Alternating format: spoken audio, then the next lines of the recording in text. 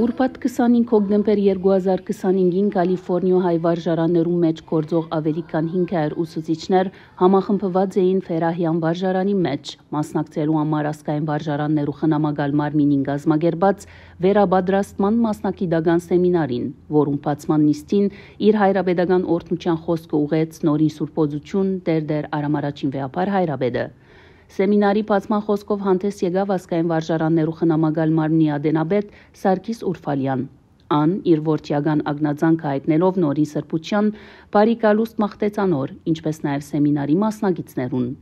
Ան ասավ թե այս սրահի մեջ հավաքված ենք որպես մշտական ուսանողներ։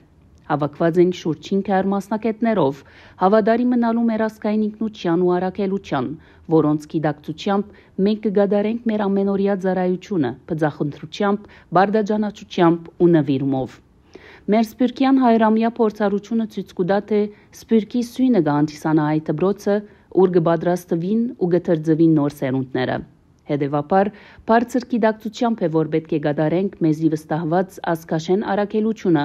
որովհետեւ կարողանանք պատրաստել աբակա հայը իսկական արժեքներով զարդարված եւ լուսավոր տեսլականներով օժտված։ Իր խոսքը ուղղելով նորին սրբության Ուրֆալյան հայտնեց, թե մեր վարժարաններն ու հաստատությունները ծեր պատկամներուն անցալով կմնան փերթերը մեր ազգային ավանդություններու վերահաստատման։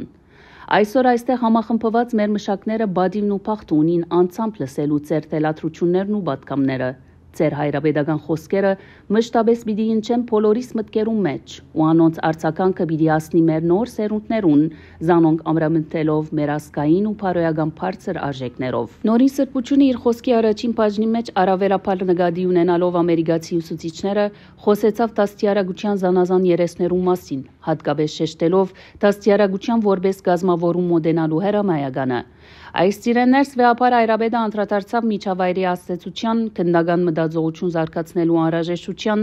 ընկերության կյանքեն ներս բարոյական արժեքներու զարգացման եւ արհեստագիտական միջոցներու ճիշտ օգտագործման ու դաստիարակությունը ճիշտ ուղղությամբ կատարելու անհրաժեշտության, մանավանդ ընկերային չարիքներով լեցուն ներկա ժամանակներուն։ Իր պատկամին երկրորդ բաժնի մեջ վեհապար հայրապետը խոսեցավ հետեւյալ 4 կետերու մասին։